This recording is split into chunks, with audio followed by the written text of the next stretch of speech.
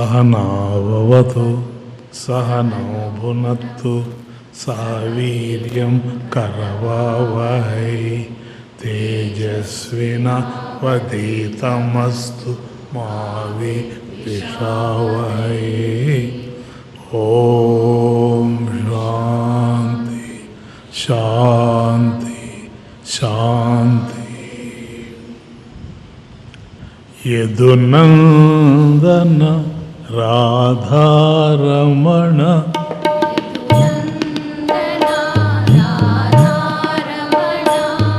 यदुनंदन राधारमण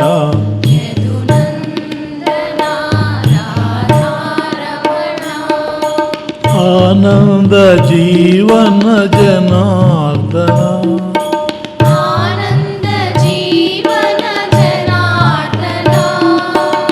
आनंद जीवन जनार्दन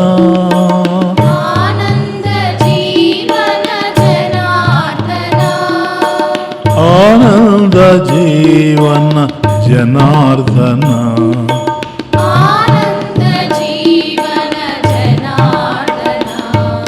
यदुनंदन राधारमण यदुनंदन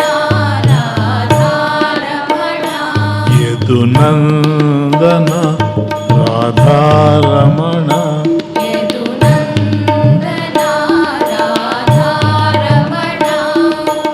आनंद जीवन जनार्दन आनंद जीवन जनार्दन आनंद जीवन जनार्दन आनंद जीवन जनार्दन नित्य निरंजन राधा जीवन नित्य निरंजन राधा जीवन नित्य निरंजन राधा जीवन नित्य निरंजन राधा जीवन पतित पावन पंकज नयन पतित पावन पंकज नयन पतित पावन पंकज नयन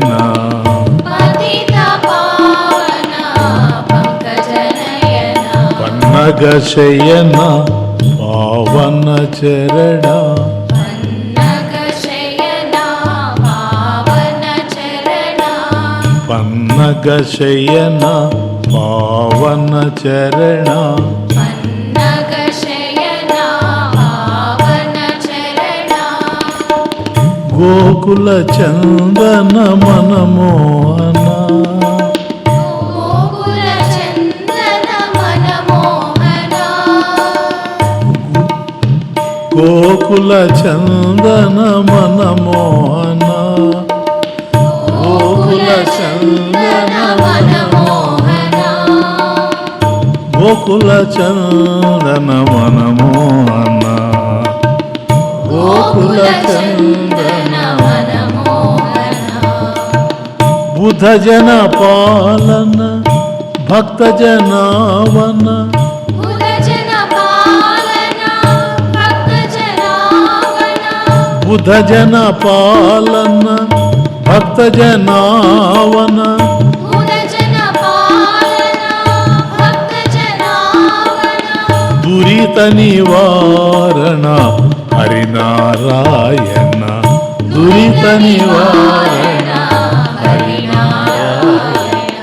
दुरित निवारण हरिनारायण दुरित निवारण हरिनारायण यदुनंदन राधारमण यदुनंदन राधारमण आनंद जीवन जनार्दन आनंद जीवन जनार्दन आनंद जीवन जनार्दन आनंद जीवन जनार्दन यदुनंदन రాధారమణ యదునందన రాధారమణ యదునందన రాధారమణ ఆనంద జీవన జనార్దన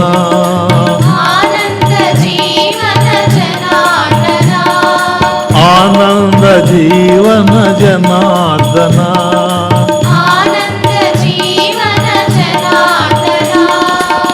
ఆనంద జీవన జనార్దన ఆనంద జీవన జనార్దన నిత్య నిరంజన రాధా జీవన నిత్య నిరంజన రాధా జీవన అతిత పావన పంకజనయన అతిత పావన పంకజనయన అతిత పావన పంకజనయన అతిత పావన పన్నగ శయన పావన చరణ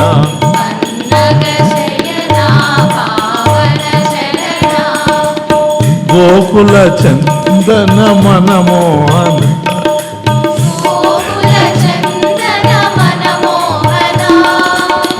గోకుల చందన మనమోహన గోకుల చందన మనమోహన ఉదజన పాలన భక్త జనావన ఉదజన పాలన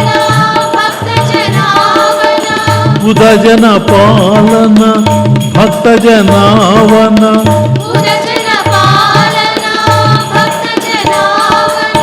దురిత నివారణ హరినారాయణ దురిత నివారణ దురిత నివారణ హరినారాయణ దురిత నివారణ హరినారాయణ యదునందన రాధారమణ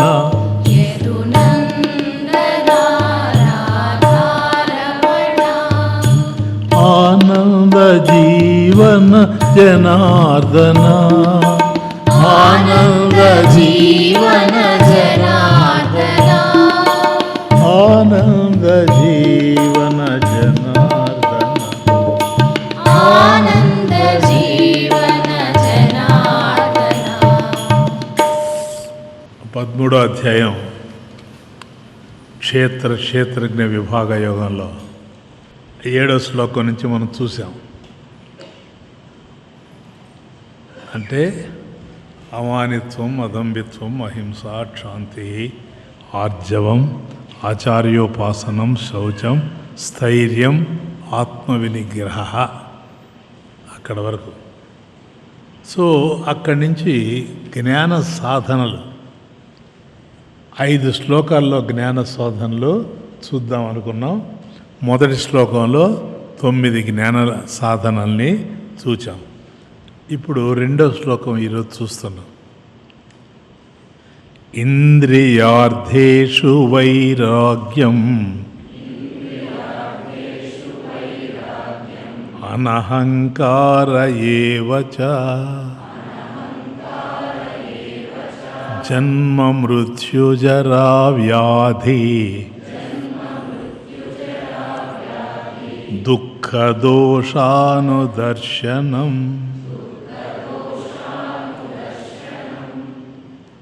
ఇందులో 3 జ్ఞాన లక్షణాలు చూస్తున్నాం ఈ శ్లోకంలో. ఒకటి ఇంద్రియార్థేషు వైరాగ్యం, అంటే ఇంద్రియ విషయాల యందు వైరాగ్యం, విరాగం. ఇంద్రియ విషయాలు ఏవైతే ఉన్నావో వాటి యందు వైరాగ్యంతో ఉండడం మొదటిది. రెండవది అనహంకార ఏవచ, అనహంకారం అంటే అహంకారం లేకుండా పోవడం. మొదటిదేమో ఇంద్రియ విషయాల యందు వైరాగ్యం, రెండవది అహంకారం లేకుండా పోవడం, మూడవది జన్మ మృత్యు జరా వ్యాధి దుఃఖ దోషానుదర్శనం, అంటే జన్మ పుట్టుక, మృత్యువు చనిపోవడం, వృద్ధాప్యం ముసలితనం, వ్యాధుల్లో ఉండేటువంటి దుఃఖాన్ని దర్శించడం. ఈ 4 ప్రధానంగా ఇవి కూడాను ఒకదాని కిందకే వస్తాయి. సో 10వది ఇంద్రియార్థేషు వైరాగ్యం, 11 అహంకారం లేకపోవడం, 12 జన్మ మృత్యువు వృద్ధాప్యము వ్యాధులలో ఉండేటువంటి దుఃఖాన్ని దర్శించడం. ఇవన్నీ కూడాను జ్ఞాన సాధనలు. ఇవి మనలో ఒక మార్పుని తీసుకొస్తాయి. మనలో ఏ విధమైన మార్పు రావాలి, మన జీవితం ఏ విధంగా మారుతూ ఉంది, దీన్ని ఏ విధంగా మనం సక్రమంగా ఉంచుకోవాలి, ఇవన్నీ కూడా తెలియజేస్తాయి. కాబట్టి మొదటిది ఇంద్రియ విషయాల్లో వైరాగ్యం. కాబట్టి జ్ఞాన సాధనల్లో గతం మనం చూసినటువంటి శ్లోకం దగ్గరికి 9 చూచాము, ఇది 10వది. జ్ఞాన సాధనల్లో ఇది 10వది. ఇంద్రియాలు అంటే శబ్దాది విషయాలు. శబ్దాది విషయాలు ఏవైతే ఉన్నాయో వీటిని ఇంద్రియాలు అంటారు. వీటి విషయంలో అనురక్తి ఉండకూడదు అనేది, ఇంట్రెస్ట్ ఉండకూడదు. కారణం ఏంటి అనంటే, ఈ శబ్దాది విషయాలు శాశ్వతమైనవి కావు, ఇవి మనల్ని కష్టపెడతాయి. వీటి విషయంలో మనకు అనురక్తి ఉండకూడదు. కానీ ఒక్కొక్క ప్రాణి ఒక్కొక్కసారి చూస్తూ ఉంటే ఏది ఒకదానికి గురి, ఒక లక్షణం దానికి గురై ఒక్కో ప్రాణి చచ్చిపోతూ ఉంది. ఇప్పుడు ఉదాహరణకి మనకి ఇంద్రియాలు అనుకోండి, ఇప్పుడు ఇంద్రియ విషయాలు కదా చూస్తున్నాం. ఇంద్రియాల్లో 5 లక్షణాలు మనకు కనపడుతూ ఉన్నాయి. పంచభిహి అంటే 5. ఏమిటా 5 అని కనుక మనం ఆలోచిస్తే, ఈ 5 శబ్దము, స్పర్శ, రూపము, రసము, గంధము. ఈ 5 మనకు శబ్దాది విషయాలు. ఈ శబ్దాది విషయాల్లో ఒక్కొక్క ప్రాణి ఒక్క శబ్దానికి లోనై చచ్చిపోతూ ఉంది. ఒకే ఒక్క శబ్దానికి లోనై చచ్చిపోతూ ఉంది. కానీ విచిత్రం ఏంటంటే మానవుడు 5 శబ్దాలకు లోనై ఉన్నాడు. శంకరాచార్య స్వామి అంటారు, ఒక మన వివేక చూడామణిలో అంటారు ఈ మాట. ఏమిటంటే శబ్దాది విషయాలు ఉన్నాయి 5, కానీ స్వామి అంటారు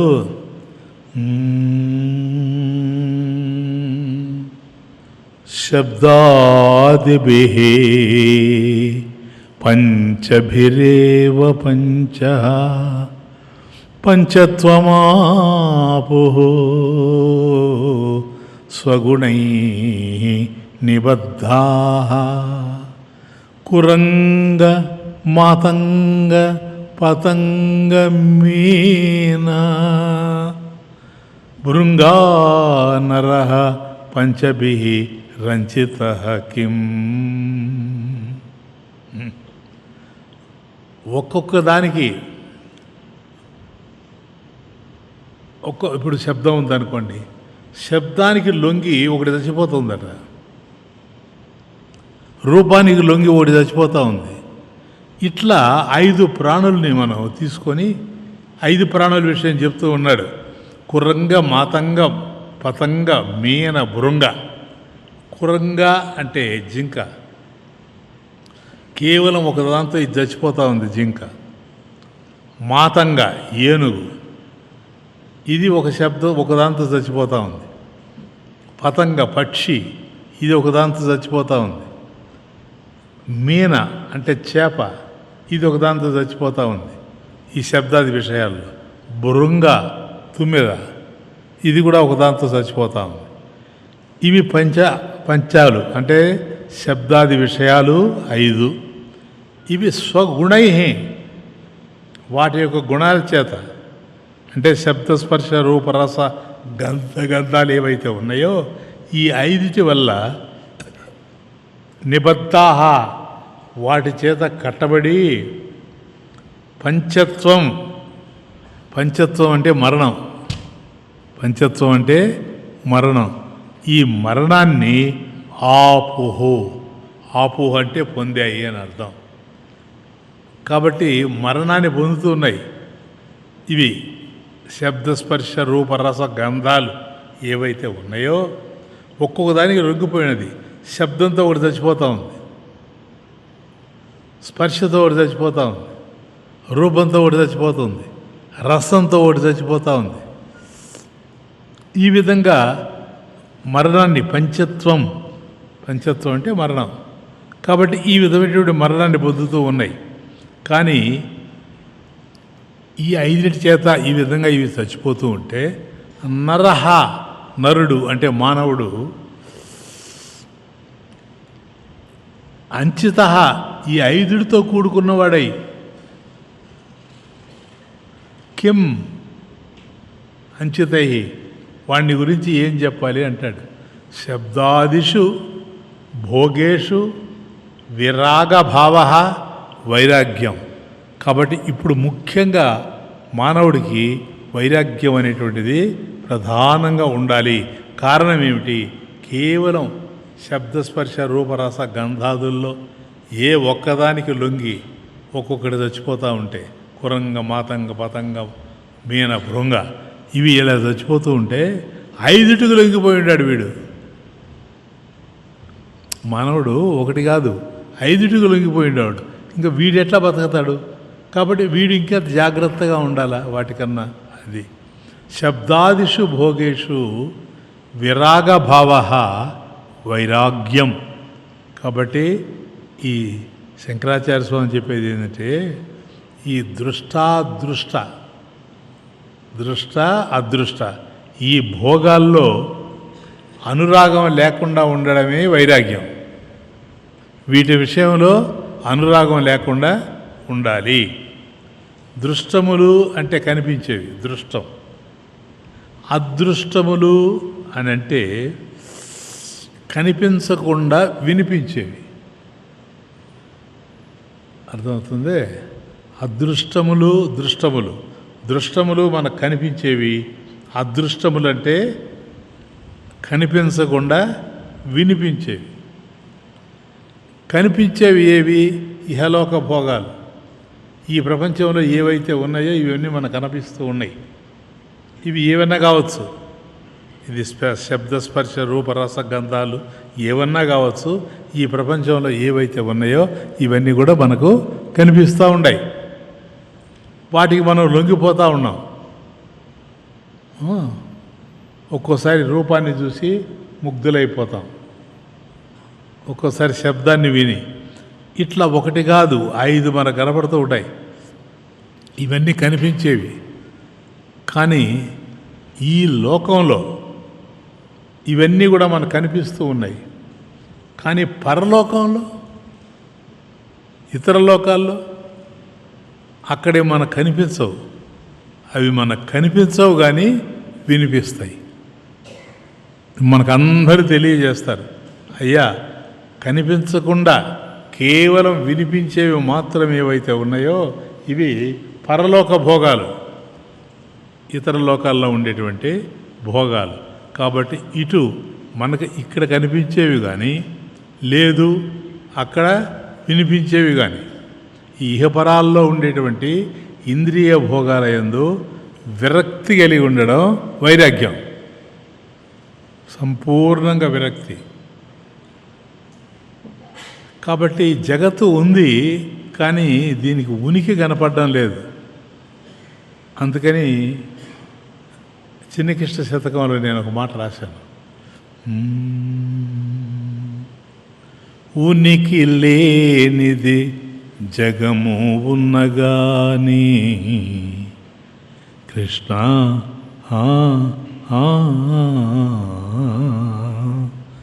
ఉనికి లేనిది జగతి ఉన్నగాని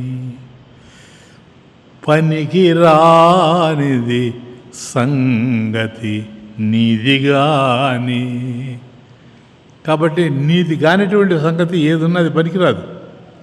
పూల కవితలల్లెద నీ పదాల నీడలోన పూల కవితలల్లెద నీ పదాల నీడలో నీ అడుగుల కడ పడి ఉందు చిన్ని కృష్ణ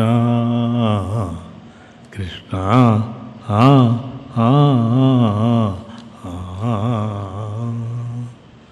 కాబట్టి ఈ ఇంద్రియాల్లో ఎక్కడ మనం ఆకర్షింపబడ్డా జీవితం అన్యాయం అయిపోతుంది కనుక మొదట తెలియజేస్తూ ఉన్నాడు. 10వ లక్షణం జ్ఞాన లక్షణం. దీని విషయంలో జాగ్రత్తగా ఉండండి. ఇక రెండవది అనహంకార ఏవచ. అహంకారము అనహంకారం అంటే అహంకారము లేకుండా ఉండడం అనహంకారం. అర్థమవుతుంది. అహంకారికి భగవంతుడు ఎప్పుడూ ఉపకరించడు. భగవంతుని యొక్క అనుగ్రహం మనకు కలగాలి అంటే మనం అహంకారులైతే లాభం లేదు. కాబట్టి అహంకారము అనేటువంటిది అదొక తీయని విషం. ఒక విధంగా చెప్పాలంటే మిత్రునిలాగా మెలిగేటువంటి శత్రు, తేనె పూసిన కత్తి. సరేనా? ఎప్పుడు అహంకారం ఇట్లాగే ఉంటుంది. కొందరు అని ఉంటారు, నేను ఎవరికి తల వంచేవాడిని కాదు అని. ఎవడు అంచమన్నాడు? ఆ పక్క నుండి అతను అన్నాడు, ఏంటి సార్ అన్నాడు. నేను ఎవరికి తల వంచేవాడిని కాదు అన్నాడు. మంగలిక ఉంచుతావా? సరిపోయా, ఇంకేం ఎందుకు సార్ అంత జంబం? కాబట్టి ఎవరికొకరికి వంచాలా, మంగళికైనా వంచాలా. కాబట్టి అహంకారం లేకపోవడమే అనహంకారం. అంతే. అనహంకారం అంటే ఏదో కాదు, అహంకారం లేకపోవడమే. అహంకార అభావ అనహంకార. అహంకార అభావ అనహంకార. నేను శ్రేష్ఠుణ్ణి, నేను ఉత్కృష్టుణ్ణి అనే గర్వమే అహంకారం. నాకు మించినటువంటి వాడు లేరు అనేటువంటి భావమే అహంకారం. అది లేకపోవడమే అనహంకారం. అది అనహంకారం అంటే అది లేకుండా పోవడం అనహంకారం. జ్ఞానప్రాప్తికి అహంకారం అనేటువంటిది ప్రతిబంధకం. నువ్వు జ్ఞానాన్ని పొందాలి అంటే మాత్రం ఏదైనా ఉండొచ్చు, కానీ అహంకారం ఉండడానికి అవకాశమే లేదు. జ్ఞానప్రాప్తికి ప్రతిబంధకం ఇది. కాబట్టి ఎత్తైనటువంటి కొండల మీద పడినటువంటి వర్షం అక్కడ నిలవకుండా ఎలాగైతే పతనం అవుతుందో, పెద్ద కొండల మీద పడుతుంది, కానీ అక్కడ వర్షం పడుతుందే కానీ అక్కడ నిలవదు. అక్కడి నుంచి మెల్లగా జారిపోతుంది, కిందకు వచ్చేస్తుంది. అట్లాగే అహంకారి మస్తిష్కంలో కూడా ఎవడైతే అహంకారో వాడి మనసులో జ్ఞాన గంగ నిలవకుండా జారిపోతుంది అంతే. కాబట్టి ఎంత గురువు బోధించినా, ఎన్ని రకాలైనటువంటి జ్ఞానాన్ని వాడికి అందించినా అది నిలిచేటువంటి అవకాశం ఉండదు. ఈ ప్రపంచానికి మనం రిక్త హస్తాలతో వచ్చాం. ఏం తీసుకొచ్చాం ఈ ప్రపంచానికి? ఏం లేదు. నేడు మన చేతిలో ఏది ఉన్నా అది మనం తెచ్చుకున్నది కాదు, ఇక్కడ ఏరుకున్నదే. ఇక్కడ ఏదైతే ఏరుకున్నామో అదే ఉంది మన చేతిలో, అంతకన్నా ఇంకేమీ లేదు. అంతేకాదు, ఉన్నది ఏదైనా సరే ఈరోజు మన దగ్గర ఏదైతే ఉందో దాన్ని ఒక్కరోజు విడిచిపెట్టిపోవాల్సిందే. అది మనం అట్లాగే పెట్టుకుంటాం అనుకోవడానికి అవకాశం లేదు.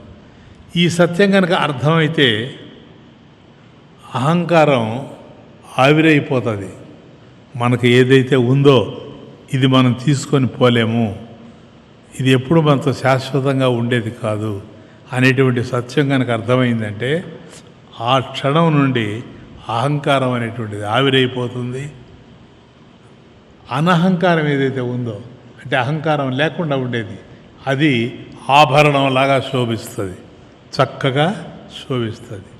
కాబట్టి హే కృష్ణ, అహంకారం లేకుండా నేనుంటాను. పెద్దల మార్గాన నడుతున్నయ్యా కృష్ణ,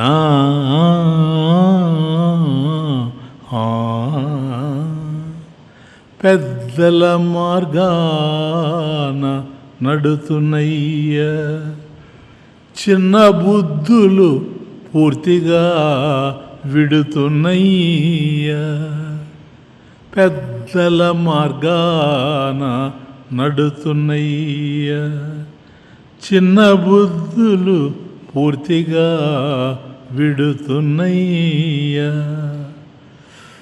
నోరార నిన్ను నేను పిలుతున్నయ్యా,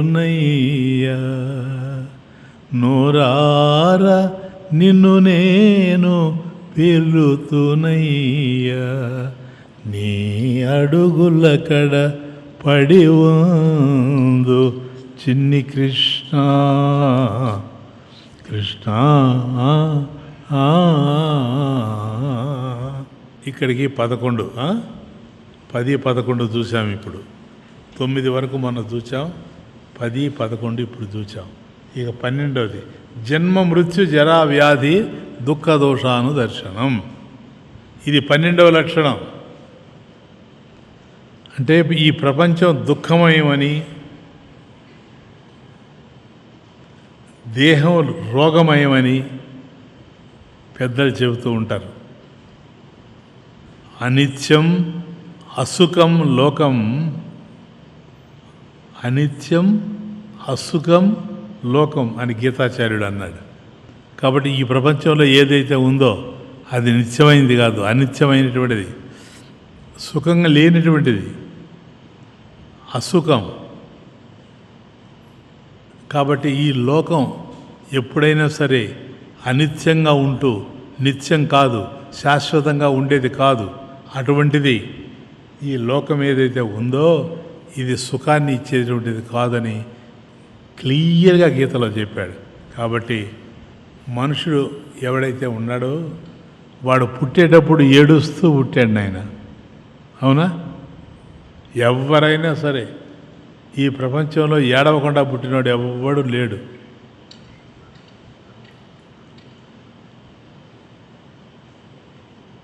పుట్టినప్పుడు ఏడుస్తూ పుట్టాడు, చచ్చేటప్పుడు ఏడుస్తూ చస్తాడు. ఆనందంగా చచ్చేవాడు వస్తానండి అని పోతాడు ఎవడన్నా. కాబట్టి పుట్టినప్పుడు దుఃఖంతోనే పుడతాడు, చచ్చేటప్పుడు దుఃఖంతోనే చస్తాడు. మధ్యలో ఏదో ఒక నెపం పెట్టుకొని ఏ కారణం చేతనో తెలియదు కానీ ఏడుస్తూనే ఉంటాడు. పుట్టుకతోనే ఏడుపు, చచ్చేటప్పుడు ఏడుపు, మధ్యలో ఏదో ఒక నెపంతో ఏడుస్తూనే ఉంటాడు. కాబట్టి జన్మ దుఃఖం, అది శాస్త్రం అన్నది. జన్మ దుఃఖం, జరా దుఃఖం, పుట్టుక దుఃఖం, జర ముసలితనం ఏదైతే ఉందో అది దుఃఖమే. మరణ దుఃఖం, ఒకవేళ ఏ కారణం చేతనైనా సరే చచ్చిపోవాల్సి వస్తే అది దుఃఖమే. వ్యాధి దుఃఖం, ఈ మధ్యలో కనుక వ్యాధులు వస్తే, రోగాలు వస్తే అది చెప్పలేనంత దుఃఖం. కానీ ఈ రోగం అనేటువంటిది చెప్పలేం, అది ఎప్పుడు ఎట్లా పోతుందో తెలియదు, వ్యాధి. అందుకని స్వామి అన్నాడు, అయ్యా ఇవన్నీ వేరే విషయం, సంసార సాగరమే దుఃఖమయం, ఇంకెందుకు. కాబట్టి సంసారమే దుఃఖం కనుక దాంట్లోనే వస్తాయి ఇవన్నీ కూడా, సంసారంలోనే ఇవన్నీ వస్తాయి, ఇవన్నీ దుఃఖమయం. కాబట్టి మనిషికి ఏది తప్పినా మృత్యువు తప్పదు. Very very important. ఎవరు దేనైనా తప్పుకోవచ్చు కానీ మృత్యువుని తప్పుకోలేరు. అందువల్ల మనిషి ఎందుకు పుట్టాడయ్యా అని ప్రశ్న పడితే చచ్చే కోసం. మనిషి ఎందుకు పుట్టాడు? చచ్చే కోసం పుట్టాడు. పుట్టిన తరువాత ఏది జరిగినా, ఏది జరగకున్నా చావు మాత్రం జరిగే తీరుతుంది అంతే. మనం పుట్టాము, అప్పుడే డిసైడ్ చేసుకోవచ్చు, నాకు చావు తప్పదు, ఎందుకని పుట్టాను కనుక, అంతే. కాబట్టి జన్మ మృత్యు జరా వ్యాధుల యందలి దుఃఖాన్ని గుర్తించడం, జన్మ మృత్యు జరా వ్యాధి దుఃఖ దోషానుదర్శనం. ఇక ఏదైతే మనం గుర్తించామో ఆ గుర్తించిన దాన్ని గురించి ఆలోచిస్తూ ఉండడం. ఇప్పుడు ఇవన్నీ గుర్తించాము నాయన, చావు ఉంది అనేది గుర్తించాం, కానీ దాని విషయంలో మనం ఆలోచించాలి. దీన్ని అనుదర్శనం అంటారు. అనుదర్శనం ఆలోచనం. కాబట్టి మనం ఏదైతే ఆలోచిస్తూ ఉన్నామో దాన్ని పదే పదే ఆలోచించడం అనుదర్శనం. చూడటం దర్శనం అయితే మళ్ళీ మళ్ళీ చూడటం అనుదర్శనం. That is the difference. కాబట్టి ఒకటి మనకు అర్థమవుతుంది, చావు ఉంది అనేది తెలుసు, అది దర్శనం. కానీ అది బాగా అర్థం కావాలి. మనకు అర్థం కావాలి అంటే మళ్ళీ మళ్ళీ దాన్ని దర్శిస్తూ పోవాలి, మళ్ళీ మళ్ళీ దాన్ని అనుగ్రహిస్తూ పోవాలి. కాబట్టి ఇది జీవితం. కాబట్టి మనకు ఒకటే తెలుస్తూ ఉంది, ఈ జీవితం ఏదైతే ఉందో ఇది క్షణభంగురము. ఇదేంటిది? క్షణభంగురం. అంటే క్షణభంగురం అంటే ఏదైనా సరే క్షణాల్లోనే జరిగిపోద్ది. ఏం పెద్ద టైం తీసుకోదు, ఇది క్షణాల్లోనే జరిగిపోతుంది. ఒక క్షణంలో మనిషి పుడతాడు, అలా ఒక క్షణంలో పుట్టినటువంటి మనిషి ఇంకొక క్షణంలో చచ్చిపోతాడు, అంతే. ఇంకేం లేదు, కన్ను మూస్తాడు. కాబట్టి రెప్పపాటు జీవితం. చూడండి, అక్కడ కన్ను తెరిచాడు, ఇక్కడ కన్ను మూస్తాడు. కాబట్టి రెప్పపాటు. కాబట్టి రెప్పపాటు జీవితంలో జనన మరణాల మధ్య వ్యాధులు, వృద్ధాప్యం ఇవన్నీ మనల్ని భయంకరంగా పీడిస్తూ ఉంటాయి. ఇవి తప్పవు. జీవితంలో ఎవరు తోడుంటారో, ఈయన నాకు తోడుంటాడు అనేది మనకు తెలియదు. ఎవరున్నా ఎవరు లేకపోయినా జీవితంలో ఎవరు తోడుగా ఉన్నా ఎవరు లేకపోయినా దుఃఖం మాత్రం తోడుగా ఉంటుంది. జీవితాంతం దుఃఖం మనల్ని విడిచిపెట్టడం సార్, కలిసే ఉంటుంది. ఎందుకో పుట్టుకతో కలిసి వచ్చింది కాబోలు, చావులో కూడా కలిసే ఉంటుంది. కాబట్టి పుట్టుకతో ఏడుస్తూ పుడతాడు మనిషి, అట్లాగే చచ్చిపోయేటప్పుడు కూడా అట్లాగే చచ్చిపోతాడు. కాబట్టి మనసు చంచలం, బుద్భుదం, సరేనా? ఆకారాలు ఏవైతే ఉన్నాయో ఈ ప్రపంచంలో అవన్నీ వికారం చెందేటివే. అది ఏ ఆకారం అన్నా కానీ, మనిషి ఆకారం కానీ, జంతువుల ఆకారం కానీ, మరి ఏ ఆకారం కానీ వికారం చెందుతాయి. ఇప్పుడు చెట్టు అది ఒక ఆకారం, కానీ రేపు లేకుండా పోతుంది, అది వికారం. కాబట్టి ఆకారాలన్నీ వికారంతోనే ఉన్నాయి. ఇక కాయం అంటావా, ఇది ఆకారమే. కాబట్టి కాయం ఆకారం కనుక ఏ రోజైనా సరే కాష్టంలో కాలిపోయేదే. ఎవరి కాయమైనా సరే కాష్టంలో కాలిపోయేది. కాబట్టి ఏది స్థిరం కాదు, ఏది స్థిరం కానిటువంటి ఈ ప్రపంచంలో మనల్ని ఉద్ధరించేది ఏదన్నా ఉంటే అది జ్ఞానం ఒక్కటే. జ్ఞానం ఒక్కటే, ఇంకేది మనల్ని ఉద్ధరించదు.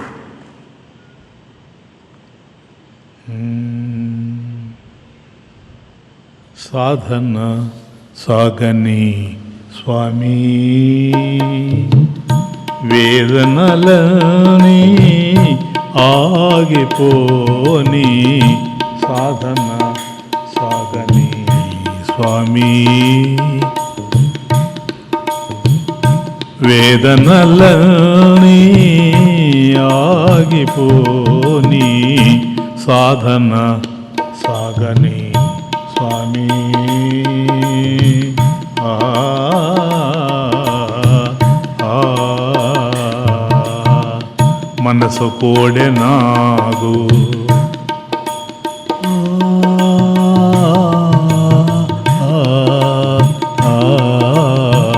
మనసు కోడెనాగు వయసు కొండవాగు. మనసు కోడెనాగు వయసు కొండవాగు. సొగసు కారు మబ్బు తెలుసు వాటి రూపు. మంటలమయము కాటిలో కాయము.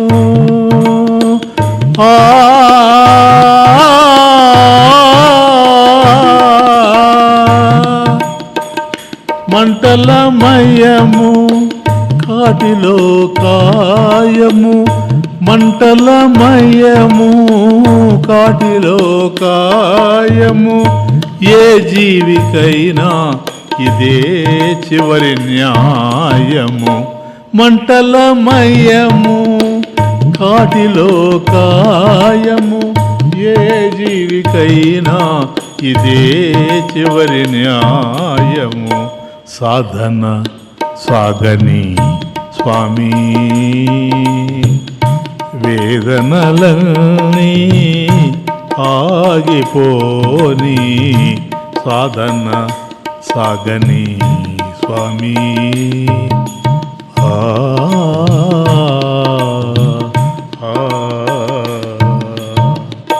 గాలి మేడలు గట్టు గాలి మనసు. గాలి మేడలు గట్టు గాలి మనసు. గాలి పోగానే జాలి బ్రతుకు.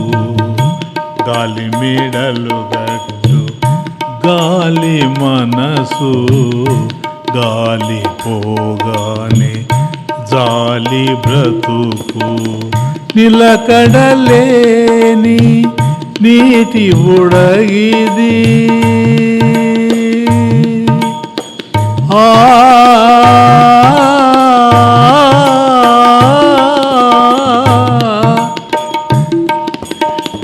నిలకడలేని నీటి బుడగిది. నిలకడలేని నీటి బుడగిది. కడకు నిలున కాలిపోతది. నిలకడలేని నీటి బుడగిది. కడకు నిలున కాలిపోతది. సాధన సాగని స్వామి వేదనలన్నీ ఆగిపోని. సాధన సాగని స్వామి.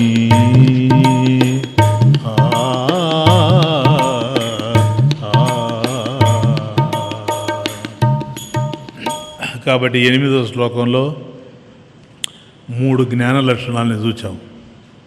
ఇప్పుడు 9వ శ్లోకం. ఆసక్తిరనభిష్వంగః పుత్రదారగృహాదిషు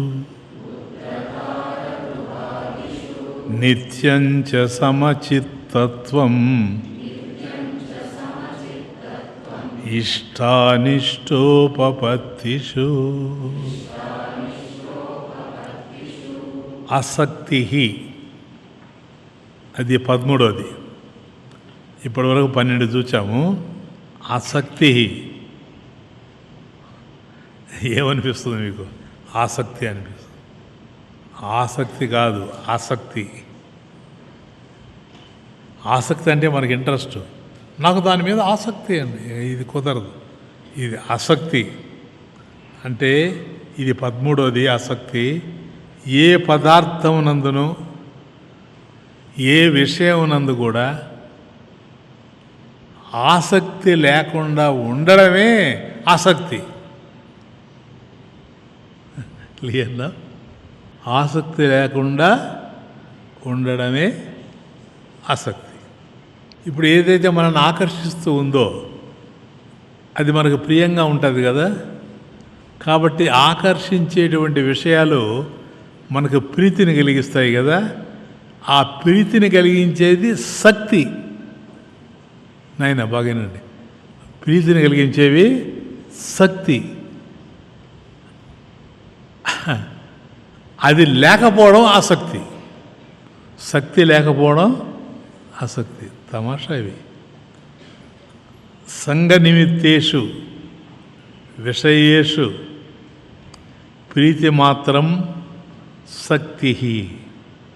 సంగ నిమిత్తేషు విషయేషు ప్రీతి, ప్రీతి మాత్రం శక్తి. తద్ అభావ ఆసక్తి, అది లేకుండా పోవడం ఆసక్తి. నాది అనేటువంటి మమత్వ భావనే ప్రీతి. నాది అది. ఇప్పుడు ఏదయ్యా నీకు ప్రీతి? నాకు అది ప్రీతి. ఏది ప్రీతి? మమత్వ భావన, నాది అనేటువంటి భావన ఎక్కడైతే ఉంటుందో అది ప్రీతి, అదే శక్తి. ప్రీతి లేకపోతే ఆసక్తి. కాబట్టి భార్యాపుత్రాదుల యందు కానీ క్షేత్ర గృహ వాహనాదుల యందు కానీ మమకారను కలిగి ఉండడమే ప్రీతి. ఏమనుకోబాకండా. ఇప్పుడు పుత్రులు ఉంటారు, వాళ్ళందరూ ప్రీతిగా ఉంటుంది. ప్రీతి అంటే ప్రియం, వాళ్ళంటే చాలా ప్రియంగా ఉంటుంది మనకు. అట్లాగే క్షేత్రం, ఇప్పుడు మన ఇల్లు ఉంటుంది, దాని మీద కూడా మనకు చాలా ప్రీతి ఉంటుంది. గృహ వాహనాదులు, ఇంటి మీద ఎట్లాగైతే ప్రేమ ఉంటుందో అట్లాగే మన దగ్గర వాహనాలు ఉంటాయి కదా. అది సైకిల్ కావచ్చు, స్కూటర్ కావచ్చు, కారు కావచ్చు, ఏదైనా సరే వాటి యందు మమకారం కలిగి ఉండడం. ఇది నా సైకిలు, ఇది నాకు కారు, ఇది కలిగి ఉండడం ప్రీతి. ఈ ప్రీతి ఏదైతే ఉందో అది శక్తి. ఈ శక్తి లేకుండా ఉండడం ఆసక్తి. అది మనకు ఏవైనా ఉండొచ్చు, మనకు ఏవైతే ఉన్నవో అవి మనల్ని బాధించవు. గుర్తుపెట్టుకోండి, మనకు ఏవైనా ఉండొచ్చు కానీ ఉన్నవన్నీ బాధించవు. మనవిగా ఉన్నవే మనల్ని బాధిస్తాయి. మనకున్నవి మనల్ని బాధించవు. అవి మనవి అనుకుంటాం కదా, అక్కడ బాధ స్టార్ట్ అవుతుంది. అవే మనల్ని బాధిస్తాయి, బంధిస్తాయి కూడా, జీవితాన్ని బంధిస్తాయి. ప్రపంచంలో ఉన్నవన్నీ మనవి కాదు, మనవే. పరమేశ్వరునికి సంబంధించినవే ఇవన్నీ, మనవి కావు. వస్తువు భగవంతునిది. ఏ వస్తువైనా ఈ ప్రపంచంలో ఉంది అంటే అది భగవంతుడికి సంబంధించింది. దాన్ని వినియోగించుకోవడం మంది. వస్తువు భగవంతునిది, వినియోగం మంది. ప్లీజ్ ఈ సత్యాన్ని బుద్ధికి పట్టించాలి. విషయాల యందు, వ్యక్తుల యందు ప్రీతి లేకుండా ఉండాలి. ఇది ఆసక్తి. క్లియర్? ఇది జ్ఞానానికి ఒక లక్షణం. నాయన జ్ఞానం వైపు మనల్ని తీసుకుపోయేది. కాబట్టి జ్ఞాన లక్షణాల్లో ఇది చేరింది. ఎందుకనంటే ఇంతకుముందు చూచాం, మనిషి ఒంటరిగా పుట్టాడు, ఒంటరిగా చస్తాడు, తన వెంట ఏది రాదు, తనతో ఏది కలిసిపోదు. పోయేటప్పుడు కూడాను చచ్చేవాడు ఎవడైనా సరే, వాడు పోతూ పోతూ గనక ఓ పిడికెడు మట్టిని కనుక తీసుకుపోయి ఉంటే, పోయిన వాళ్ళంతా ఇప్పటి వరకు ఒక మట్టి, ఎంతో కాదు, ఓ పిడికెడు మట్టి కనుక తీసుకుపోయి ఉంటే ఇప్పుడు మనకు మట్టి కూడా దొరకదు. కాబట్టి మట్టి కూడా ఎవడు తీసుకుపోలేడు అని మనకు అర్థమవుతూ ఉంది. ఒక ధనికుడు ఉన్నాడు అనుకో, వాడు మృత్యు సమయంలో అన్నిటినీ చూస్తూనే ఉంటాడు, మరణిస్తాడు. ఎందుకని? అవి ఏవి తనతో వచ్చేటివి కావు. ఒక హై స్కూల్లో హెడ్ మాస్టర్ ఉన్నాడు. ఆ హై స్కూల్లో ఉండేటువంటి వస్తువులన్నింటినీ ఆయన వాడుకుంటూ ఉంటాడు. కానీ బదిలీ అయ్యాడు అనుకోండి, ట్రాన్స్ఫర్ అయిపోయాడు అనుకోండి, అప్పుడు ఏడుస్తూ పోతాడా? అయ్యో ఇవన్నీ నాకు పోతున్నాయి అనుకుంటాడా? అనుకోడు. హాయిగా వదిలేసిపోతాడు. ఇంతకాలం నాకున్నవి ఉపయోగపడ్డాయి, ఇక అవి నాకు కావు. కాబట్టి ఓ ధనవంతుడు ఇది నాది అనుకోవడం వల్ల ఏడవలసి వచ్చింది. హెడ్ మాస్టర్కి తెలుసు ఇది నాది కాదు, ఇది సర్కారుది. ఇది ప్రపంచం ఏదైతే ఉందో ఇక్కడ ఇది వాడుకుంటూ ఉన్నా, కానీ ఇది నాది కాదు. కాబట్టి ఇవన్నీ పెంచుకోవచ్చు. నేను పెంచుకొని నా సిరులు సంపదలు, పెంచుకొని నా సిరులు సంపదలు పంచచేరి ముంచి తీరును మోహమును పెంచి, పెంచుకొని నా సిరులు సంపదలు పంచచేరి ముంచి తీరును మోహమును పెంచి, తృప్తి నివ్వని సిరులు ఎందుకు, తృప్తి నివ్వని సిరులు ఎందుకు, లేని సిరులకు దిగులు చెందకు.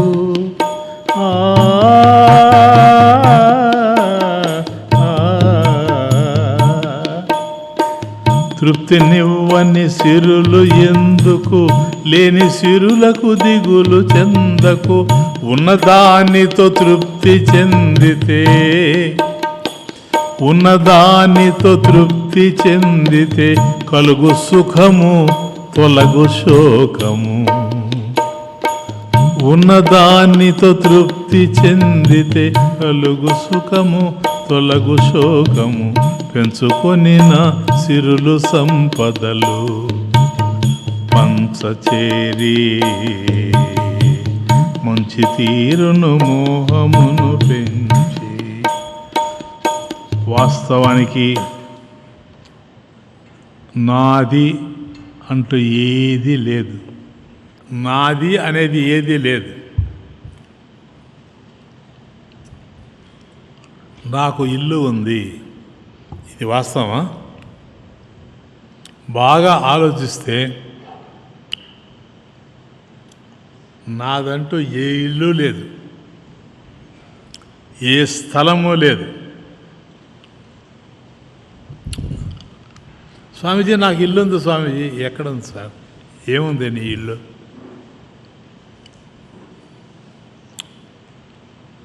I own A flat on the 3rd floor. సరే, వాట్ ఈజ్ యువర్ ఓన్? సరే, అది సరే ఉంది. నీ సొంతమైంది ఏది అందులో? 2 rooms అండ్ ఏ కిచెన్. నేను కొంచెం జాగ్రత్తగా అన్నట్టు 2 rooms and a kitchen. Do you own the floor? ఊరికే అడుగుతున్నా. Do you own the floor? No, లేదు. ఎందుకని? ద ఫ్లోర్, నాకేదైతే ఫ్లోర్ ఉందో, the floor is the ceiling of the fellow downstairs. ఇప్పుడు నాకు ఉండదు కదా నాయన, నేను నడుస్తూ ఉన్నా, ఇది నాది అంటాను. ఇది ఈ ఫ్లోర్ నీదేనా? నాది కాదు. ఎందుకని? నీకు నడవడానికి ఏదైతే ఫ్లోర్గా ఉందో అదే నీ కింద వాడికి సీలింగ్. సార్, నీకు సీలింగ్ ఉందా? ఉంది సార్, నాకు సీలింగ్ ఉంది. నా the ceiling is the floor for the family upstairs. ఒప్పుకుంటావా? ఇది నా సీలింగ్ అంటుంటే నువ్వు అనగానే పైనోడు చెప్తున్నాడు, ఊరుకోవా నీ సీలింగ్ కాదు, ఇది నా ఫ్లోరు. నీ సీలింగ్ ఏమో వాడి ఫ్లోరు, నీ ఫ్లోర్ ఏమో కింద వాడికి సీలింగ్. అటు సీలింగు లేదు, ఇటు ఫ్లోరు లేదు. Where are you sir? ఇటు పోలేవు, ఇటు పోలేవు, ఎక్కడ పోదావు?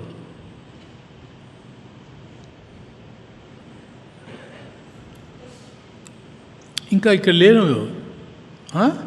నేరుగా పోయి గోడకు అంటుకుంటా. ఇప్పుడేంటి? దిస్ ఈజ్ మైండ్ అంటావా? ఊరుకోవా. ఆ మాట కానీ అన్నావా? నో. పక్కన ఏంది నీది? నాది లెఫ్ట్,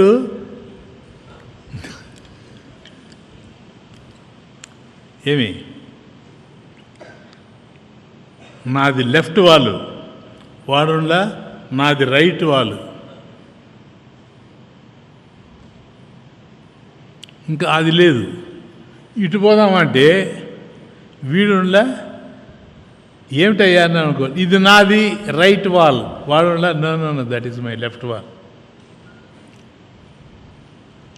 ఇది కాదు, అది కాదు, పైది కాదు, కిందది కాదు. ఎక్కడున్నావు సార్ నువ్వు? What your own. ఓ, నీదేదో సొంతదేదో చెప్పి. ఇక్కడ నేను చెప్పేదా? మీరు చెప్పరు. I own the space. పైది కాదు, పైదేమో నా సీలింగ్ అన్నాను, అది వాడికి ఫ్లోర్ అయిపోయింది. కిందది నాకు ఫ్లోర్ అన్నాను, ఇది వీడికి సీలింగ్ అయిపోయింది. అది నాకు లెఫ్ట్ వాల్ అన్నాను, అది వాడికి రైట్ అయింది. ఇది నాకు రైట్ వాల్ అన్నాను, అది వాడికి లెఫ్ట్ అయింది. ఇప్పుడు చెప్పండి, ఐ ఓన్ ద స్పేస్. నాకేంటి స్పేస్ సార్? ఖాళీ స్థలం ఉంది నాకు. ఎప్పటి నుంచి? ఎప్పటి నుంచి ఉంది ఖాళీ స్థలం నీకు? ఏమో. For generations it has been my home. For generations it has been my home. ఇంతకాలంగా నాకు ఏది తెలుసా? ఇదే. ఈ మధ్యలో ఉండదు చూసారా స్పేస్, ఇది స్పేస్. ఈ స్పేస్ నాది కాబట్టి నాకు స్పేస్ ఉంది. నీకేముంది? అదే ఉంది. ఆమెకేముంది? అదే ఉంది. ఈమెకేముంది? అదే ఉంది. అందరికీ స్పేసే ఉంది సార్, ఇంకేమీ లేదు. స్పేస్ ఎవరిది? స్పేస్ ఎవరిదే? నీదే. ఏంది? కాబట్టి నీ దయతో బతుకుతున్నా. నీ దయతో నేను బ్రతుకుతున్నాను సార్. స్పేస్ నీది. నువ్వు ఆ స్పేస్ కూడా ఇవ్వకపోతే నేను బతకలేను. బతుకుతున్నాను నువ్వు స్పేస్ ఇవ్వడం వల్ల. మరపురాదు నీ దయ ఓ దయామయ. ఒరేయ్, నీకు ఇవ్వనరా నేను స్పేసు అని కానీ అన్నాడా? ఏమనుకోబాకండి, ఒకసారి ఆలోచించండి. ఎక్కడ ఉండాలి మనం? నా దగ్గర నేను ఎందుకు రాణిస్తానా? కాదు, నేను మాత్రం ఎందుకు రాణిస్తానా? కాబట్టి ఎక్కడా ఉండడానికి లేదు.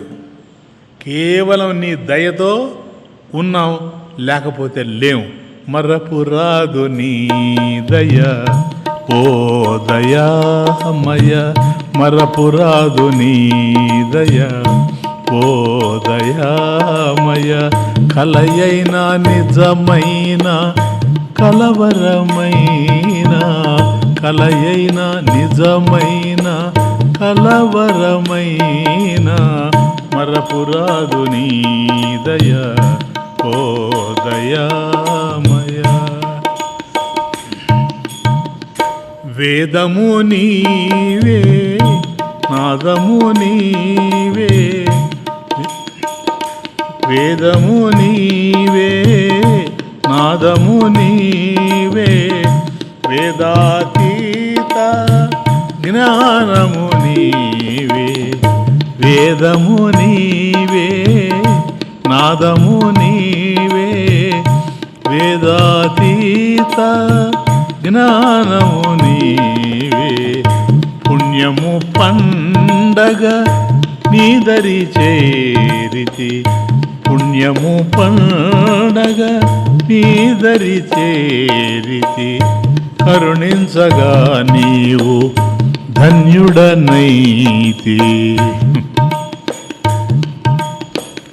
పుణ్యము పండగ నీదరి చేరితి, కరుణించగా నీవు ధన్యుడనైతి. కరుణించగా నీవు ధన్యుడనైతి.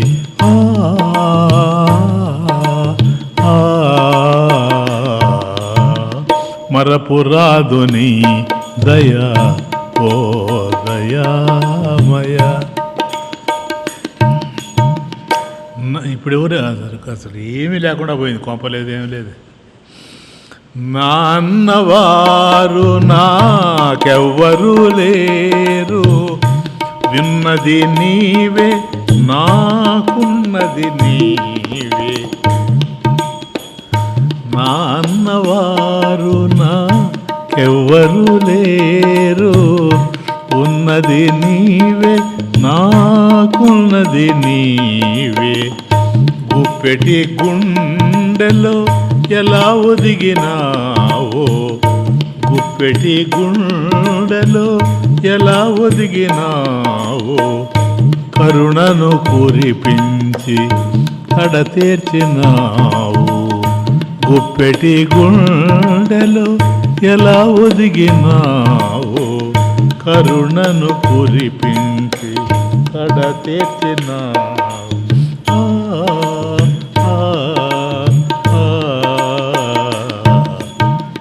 మరపురాదు నీ దయ ఓ దయామయ. కలయైన నిజమైన కలవరమైన, మరపురాదు నీ దయ ఓ దయామయ. నారు పోశావు నీరు పెట్టావు, నారు పోశావు నీరు పెట్టావు, కంటికి రెప్పలా కాచుకున్నావు. నారు పోశావు నీరు పెట్టావు, కంటికి రెప్పలా కాచుకున్నావు. తేజమూర్తి మీరము అంతరమేరుగక, తేజమూర్తి మీరము అంతరమేరుగక, నీకై నిరతము పరితపించాను. తేజమూర్తి మీరము అంతరమేరుగక, నీకై నిరతము పరితపించాను.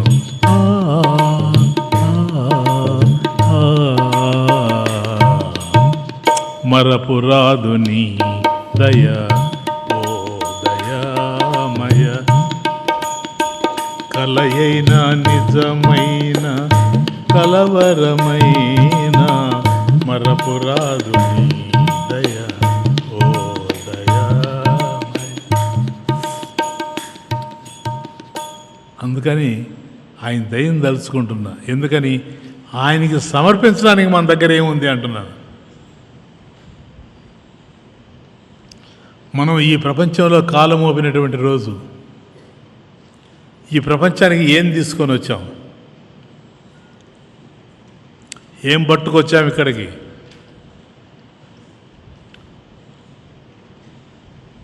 మన భుజాలు ఏం మోసుకొచ్చాయి ఇక్కడికి? మనం వచ్చిన రోజు రిక్త హస్తాలతో వచ్చాం, ఖాళీ చేతులు. మరి మన దగ్గర ఏముందని భగవంతుడికి సమర్పిస్తాం? భగవాన్ నేను నీ సమర్పిస్తా. ఏం సమర్పిస్తావు? నీ దగ్గర ఏముందని? ఏం తీసుకొని వచ్చేటప్పుడు ఏమి లేదు. పరమేశ్వరుడికి ఆనందాన్ని ఇచ్చేది, తృప్తినిచ్చేది ఆయన సృష్టిలోని వస్తువు కాదు. ఆయనకి ఆనందాన్ని ఇచ్చేది ఆయన సృష్టిలో ఇన్నున్నాయి, ఇవి కానీ కాదు. గుర్తుపెట్టుకోండి, భగవంతునికి ఆనందాన్ని ఇచ్చేది ఆయన సృష్టిలోని వస్తువు కాదు, నీ హృదయంలోని భక్తి. మర్చిపోబాకండి, ఇదే ప్రధానమైన విషయం. మన హృదయంలో భక్తి కనుక భక్త్యుపహృతం 9వ అధ్యాయంలో భక్త్యుపహృతం, భక్తితో సమర్పించడం ఒక్కటే మనం చేయదగింది ఈ ప్రపంచంలో. ఇంకేమీ లేదు, అన్నీ ఆయనయే. కనుక భగవంతునికి ఏం సమర్పించాము అనేది ముఖ్యం కాదు, ఎలా సమర్పించాము అనేదే ప్రధానం. ఇదే భక్తి ఫలం. సాధు స్నేహము జన్మ సార్థకము,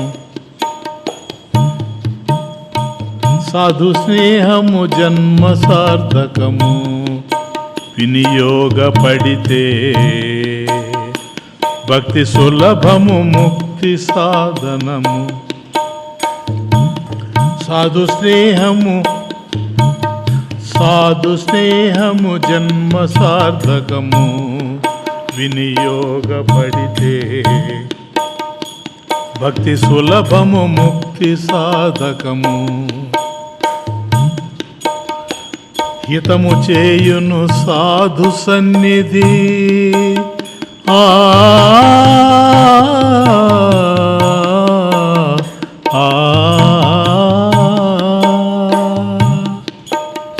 హితము చేయును సాధు సన్నిధి, సర్వజనులకు దివ్య పెన్నిధి. హితము చేయును సాధు సన్నిధి, సర్వజనులకు దివ్య పెన్నిది. క్షయము లేనిది క్షేమమైనది, క్షయము లేనిది క్షేమమైనది, మోక్ష ప్రాప్తికి మార్గమైనది. క్షయము లేనిది క్షేమమైనది, మోక్ష ప్రాప్తికి మార్గమైనది. సాధు స్నేహము జన్మ సార్థకము, వినియోగపడితే భక్తి సులభము ముక్తి సాధకము. భక్తి సులభము ముక్తి సాధకము. కాబట్టి ఈ విధంగా మనం ఆయన యందు హృదయాన్ని నింపి జీవించడమే బాగా అర్థం చేసుకోండి. కాబట్టి క్లియర్గా గీతలో చెప్పాడు మధ్యలో, సమోహం సర్వభూతేషు. అర్జున, సమోహం సర్వభూతేషు, సర్వభూతేషు సర్వప్రాణులయందు నేను సమహ అహం, అహం సమహ సమోహం, నేను సమదృష్టి కలిగిన వాడిని అన్నాడు శ్రీకృష్ణ పరమాత్మ. తరువు ఉందనుకోండి, చెట్టు చూసారా, ఒకరి మీద ప్రేమ ఒకరి మీద ద్వేషం ఉంది. కాబట్టి చెట్టు ఉంది, తరువు అందరి విషయంలో సమంగా ఉంది. నది అందరినీ సమంగా తృప్తిపరుస్తూ ఉంది. నది ఎవరు పోతే వాళ్ళకి నీళ్ళు ఇస్తుంది. అగ్ని అందరినీ సమంగా ఆదరిస్తూ ఉంది. సూర్యుడు అందరి విషయంలో సమంగా ప్రవర్తిస్తున్నాడు, ఒకరికి ఎక్కువ లేదు ఒకరికి తక్కువ లేదు. అట్లాగే భగవంతుడు కూడా అందరి విషయంలో అలాగే సమంగా ఉన్నాడు. అవధులు లేనిది శ్రీకృష్ణ ప్రేమ. దానికి ఎక్కడో ఎండ తెలియదు. అవధులు లేనిది శ్రీకృష్ణ ప్రేమ. ఆ ప్రేమను మనము పొందలేమా? అవధులు లేనిది శ్రీకృష్ణ ప్రేమ. ఆ ప్రేమను మనము పొందలేమా? కృష్ణుని చరితము గుణకీర్తనము ముదమును గూర్చును మోక్షమునిచ్చును. నెక్స్ట్ 14. అనభిష్వంగ. అనభిష్వంగ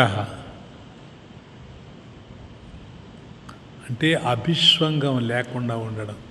అనభిష్వంగ ఎవరి విషయంలో? ఇదిగో అనభిష్వంగ పుత్ర దార గృహాదిషు. కాబట్టి పుత్రుల విషయంలో కానీ, భార్య విషయంలో కానీ, ఇంటి విషయంలో కానీ, అన్ని విషయాల్లో కూడా అభిష్వంగం లేకుండా ఉండడం. అభిష్వంగం లేకుండా ఉండడమే అనభిష్వంగం. అభిష్వంగం అంటే ప్రీతి, మళ్ళీ ఇంకేదో కాదు. అత్యాసక్తి, అతి స్నేహం, అది లేకుండా ఉండడం అనభిష్వంగం. ఏవీ మనవి కాదు, ఎవరూ మన వాళ్ళు కారు. అందరూ అన్ని కాలాలలో మనతో కలిసి ఉండలేరు. ప్లీజ్, ఎవరూ మనతో కలిసి ఉండలేరు. ఎందుకని?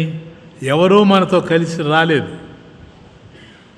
పోయేనాడు ఎవరూ మనతో తోడు రారు. తమాషా చూడు ఎట్లుందో. ఇది మన సంబంధాలు. మనవి కాని వాటిని మనవిగా భావించడమే, మనవి కాని వాటిని మనవిగా భావించడమే దుఃఖ కారణం. ఏవైతే మనవి కావో అవి మనవి అని అనుకున్నామంటే అది దుఃఖ కారణం. కాబట్టి అభిష్వంగ కెన్ బి డిఫైన్డ్ యాజ్ అతి స్నేహ. ఇంతకీ ఎవరితో అభిష్వంగం, ఎవరితో అతి స్నేహం అంటే పుత్రధార గృహాదుల యందు అతి ప్రీతి అంటున్నాడు. కాబట్టి బిడ్డల విషయంలో కానీ, భార్యల విషయంలో కానీ, గృహాల విషయంలో కానీ అతి ప్రీతి లేకుండా ఉండాలి. వాళ్ళు సుఖంగా ఉంటేనే నేను సుఖంగా ఉంటాను. ఇది చూడండి తమాషా. ప్రతి చోట ఇదే. వాళ్ళు సుఖంగా ఉండాలా, నేను సుఖంగా ఉంటాను. మరి వాళ్ళు దుఃఖపడుతూ ఉంటే నేను దుఃఖపడుతూ ఉంటాను. యదా అన్యస్మిన్ సుఖిని దుఃఖినివా బ్రహ్మమేవ సుఖీ దుఃఖీచ. వాళ్ళు బ్రతికి ఉంటేనే నేను బ్రతికుంటాను, వాళ్ళు చచ్చిపోతే నేను చచ్చిపోతాను. చాలామంది మాట్లాడుతూ ఉంటారు, నీకోసమే నేను బతుకుతున్నా, నువ్వు ఉంటే నేను ఉంటా, నువ్వు పోతే నేను పోతా. వాళ్ళు అంటారు అనడమే కానీ పోతే కదా. ఏది పోతే కదా, ఎప్పుడు అనడమే, పోయేది లేదు. వాళ్ళకి మాత్రం ఒకటి తెలుసు, ఇతను పోయేవాడు కాదు, మనల్ని పంపించేవాడు. అది ఏనైనా. అందుకని వాళ్ళు బతుకుంటే నేను బతుకుంటా, వాళ్ళు చచ్చిపోతే నేను చచ్చిపోతా. జీవతి మృతేవా అహమేవ జీవామి మరిష్యామి. వాళ్ళు బతుకుంటే నేను బతుకుంటా, వాళ్ళు పోతే నేను పోతా. పోయేది లేదు, ఏం లేదు. ఇదంతా అభిష్వంగం అంటాడు. ఇది లేకుండా ఉండడమే అనభిష్వంగం. ఈ విధమైనటువంటి అనభిష్వంగం లేకపోవడం, అభిష్వంగం లేకపోవడం అనభిష్వంగం. పుత్రధార గృహాదిషు ఈ మొదలైన వాటి యందు అనడంలో బంధువర్గమునందు, మిత్రుల యందు, దాసవర్గమునందు ఎక్కడ చూసినా ఆసక్తి ఏముండాలి? ఆసక్తి. ఆసక్తి కాదు, ఆసక్తి. అభిష్వంగం లేకుండా జీవించే వైఖరి జ్ఞానానికి సహకారి అవుతుంది. కాబట్టి అది కనుక లేకుండా ఉంటే మనకు ఈ జ్ఞానానికి అది ఉపయోగపడుతూ ఉంటుంది. ఎవరు మిత్రులు, ఎవరు ఆప్తులు,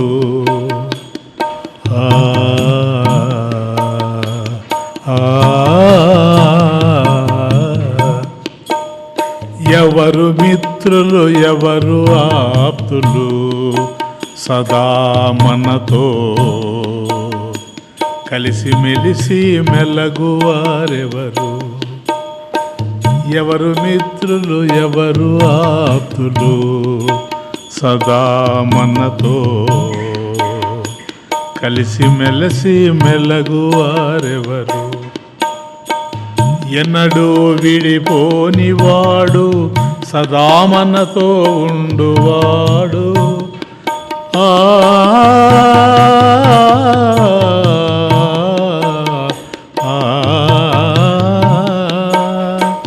ఎన్నడూ విడిపోనివాడు సదా మనతో ఉండువాడు.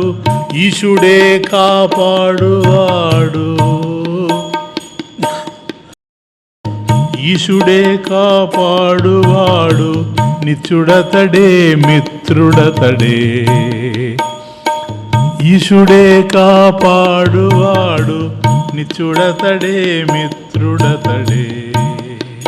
అంతే. కాబట్టి భగవంతుడే, ఇంకేమీ లేదు. ఇప్పటికీ 14 చూచాము. ఇంక చివరిదేంటి? సమచిత్తత్వం. చూడండి, సమచిత్తత్వం. నిత్యంచ సమచిత్తత్వం. సమచిత్తత్వం అంటే తుల్యచిత్తత. తుల్యచిత్తత, ఎల్లప్పుడూ సమమైనటువంటి చిత్తంతో ఉండడం సమచిత్తత్వం. కాబట్టి ఇది ఇష్టం, అది అయిష్టం. ఇది ఇష్టోపపత్తి, అది అయిష్టోపపత్తి. ఈ రెండిట్లో కూడాను సమచిత్తంతో ఉండడం. ఇష్టమైనవి ప్రాప్తించడం ఇష్టోపపత్తి, అనిష్టాలు ప్రాప్తించడం అనిష్టోపపత్తి. ఈ రెండిటిలో కూడా ఒకే విధమైన బుద్ధితో ఉండడం సమచిత్తత్వం. అది కాబట్టి నిత్యంచ సమచిత్తత్వం తుల్యచిత్తత. అంటే ఇష్టమైనవి ప్రాప్తించినప్పుడు సంతోషించడు. తను అనుకున్నది కనుక జరిగిందంటే సంతోషించడు. ఇష్టోపపత్తిషు న హృష్యతి. అనిష్టమైనవి సంప్రాప్తమైనప్పుడు క్రుద్ధుడుగాడు, కోపం రాదు.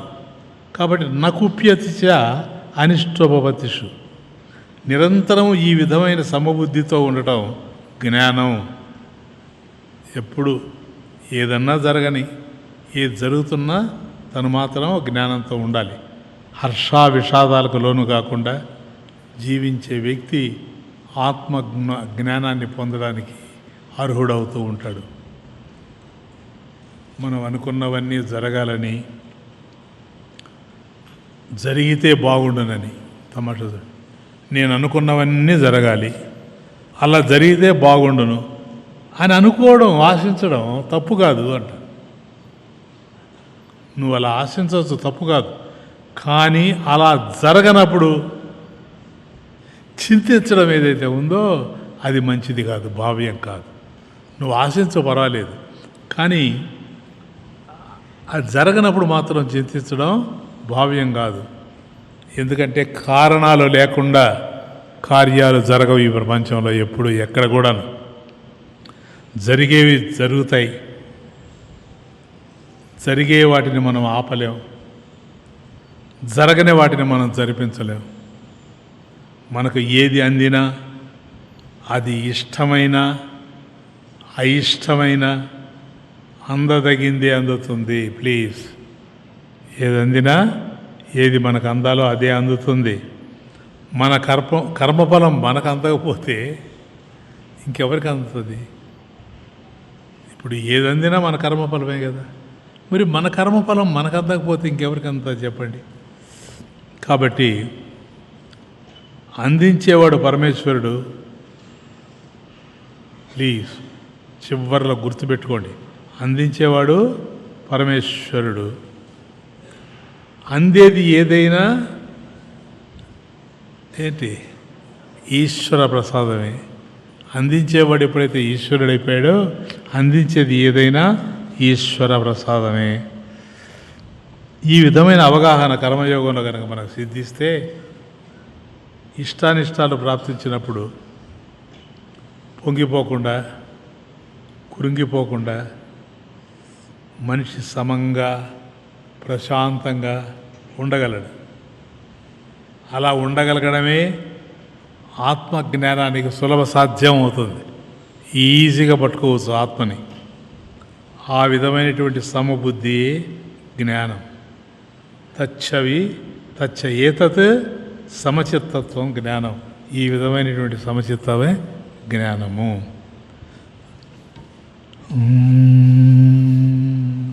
ఉన్నదిగాంచవే ఓ మనస, ఉన్నదిగాంచవే ఓ మనస, వేరుండు లేదనే సత్యము తెలుసా. ఉన్నదిగాంచవే ఓ మనస, వేరుండు లేదనే సత్యము తెలుసా. ఉన్నదిగాంచవే ఓ మనస. రెంటికి నడుమా చోటున్నది, దాటే వారికి అది తెలిసి.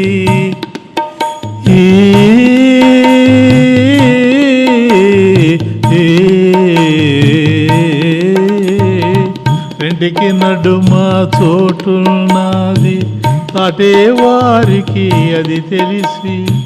మది నిలిపి దాటిని పెద్దలు ఆవలికి. ఉన్నదిగాంచవే ఓ మనస, వేరుండు లేదనే సత్యము తెలుసా. ఉన్నదిగాంచవే ఓ మనస. ఇక్కడికి 3 శ్లోకాలు 15 జ్ఞాన లక్షణాలు చూచాం. తరువాత శ్లోకంలో మరికొన్ని జ్ఞాన సాధనలు చెబుతాడు. అది మనం తర్వాత చూస్తాం.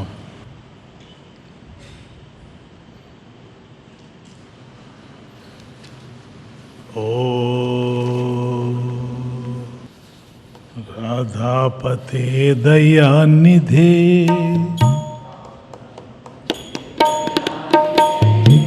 పాట అనుకున్నారా? రాధాపతే దయానిధే, ఆనంద చందన నందనిధే,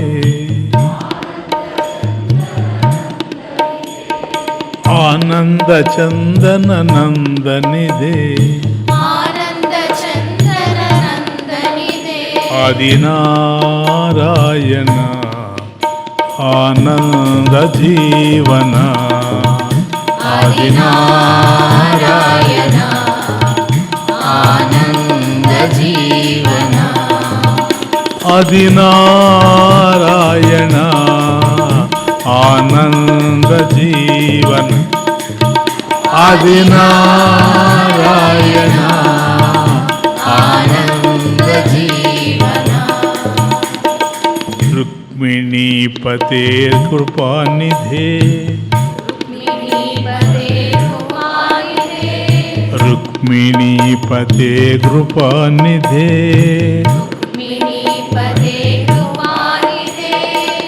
నిత్య నిరంజన నమోస్తుతే,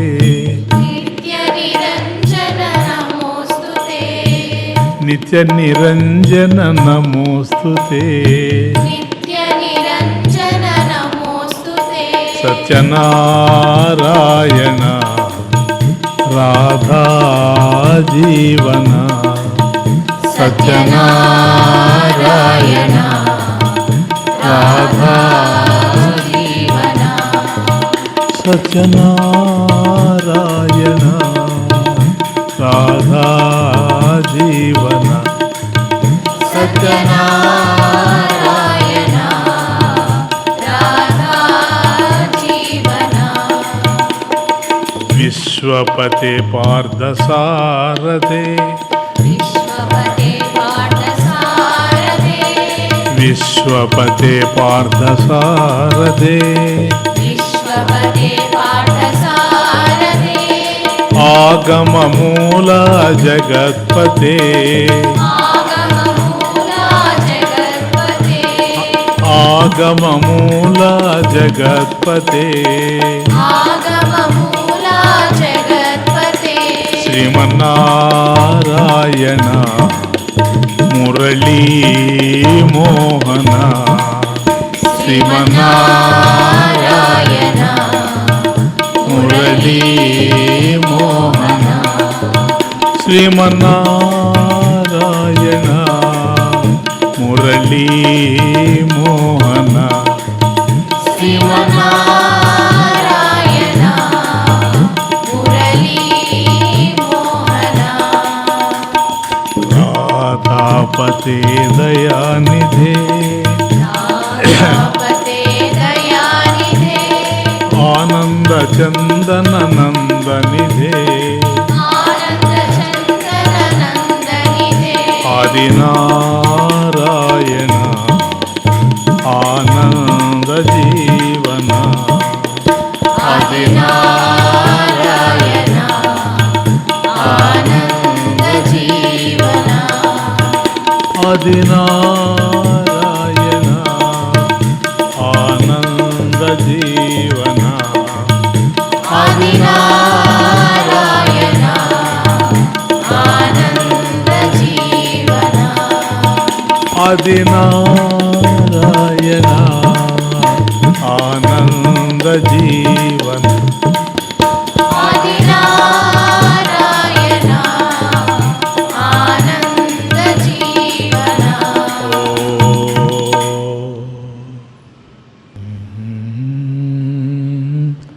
ఆలెలా ఆలెలా ఆలెలా నన్ను నీలో కలవని నీలో నన్ను కరగని నన్ను నీలో కలవని నీలో నన్ను కరగని నీవు నేను లేనిచో జగమే ఇక లేదులే నీవు నేను లేనిచో జగమే ఇక లేదులే నన్ను నీలో కలవని నీలో నన్ను కరగని నన్ను నీలో కలవని ఎన్ని ఉన్నాయందరున్నా నీకు శరీరారులే ఎందరున్నా ఎన్ని ఉన్నా నీకు శరీరారులే నీవు ఉంటే చాలు నాకు ఏది మరి కోరను లే నీవు ఉంటే చాలు నాకు ఏది మరి కోరనులే నన్ను నీలో కలవని నీలో నన్ను కరగని నన్ను నీలో కలవని మరువలేను మరపురాదు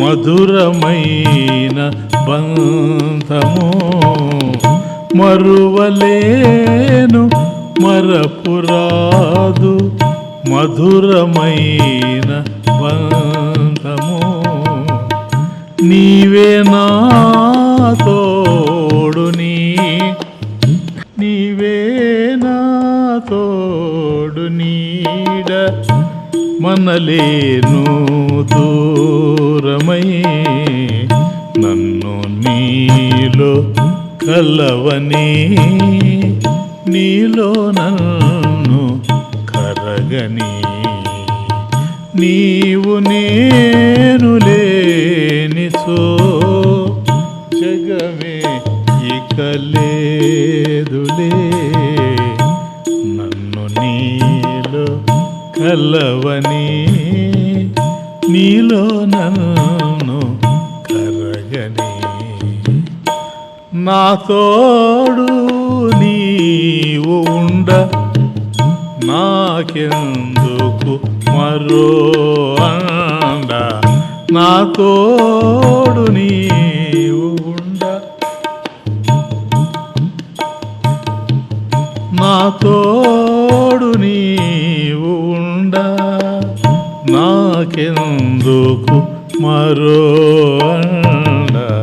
నిలిచినాను నీ గుడి ముందు నీలోనే చేరిపోని నన్ను నీలో కలవని నీలో నన్ను కలగని నన్ను నీలో కలవని. ఓ